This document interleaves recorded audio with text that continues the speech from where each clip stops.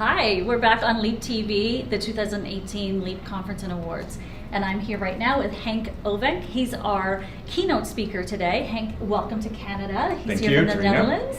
Wonderful to have you here. Now, I can't remember your title, so why don't you tell us what it is you do exactly? Okay, I'm a Special Envoy for International Water Affairs. An envoy is a dedicated ambassador, so short, I'm water ambassador for the Netherlands. That means that I travel around the world to forge coalitions to do better on the way we value water, manage water, and understand water. And you were on President Obama's task force, right, for Hurricane Sandy? Yes, yeah. Prior to becoming a water ambassador for the Netherlands, and next to that I'm also a Sherpa to the UN High-Level Panel on Water, which I don't wear this hat, but still, you know, you carry the good stuff for the global leaders. I worked for President Obama on his Hurricane Sandy task force.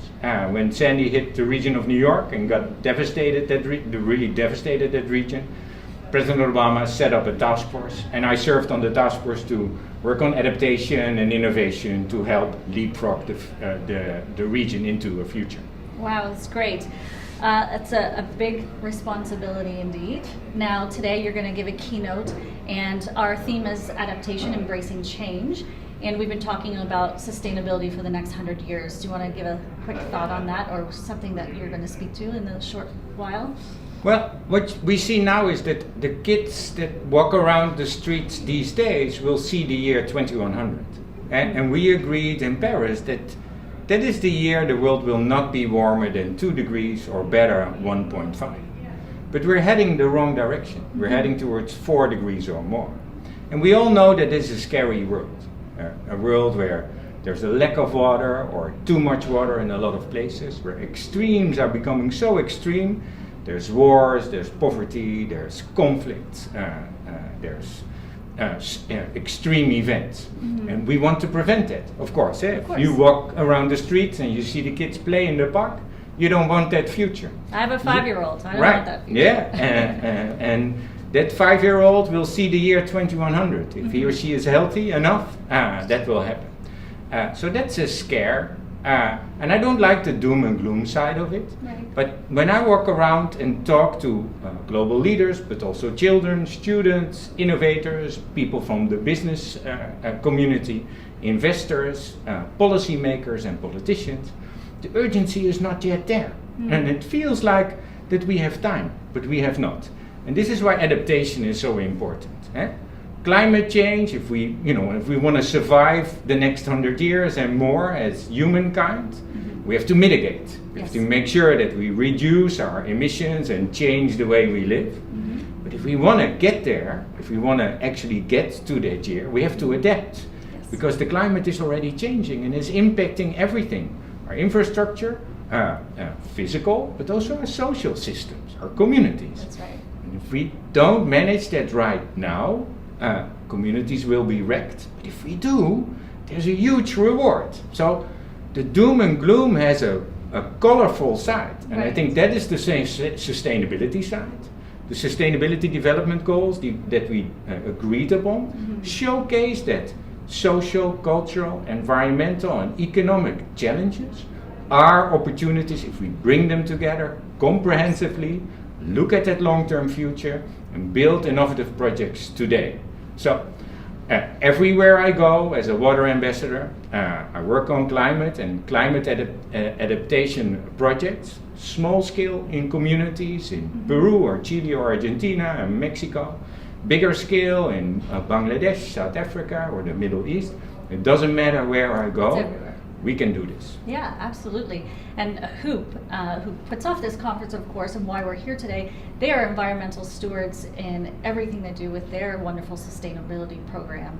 And they're doing such an excellent job, and that's why we gather and collaborate in conferences like this. So it's so great to have you here.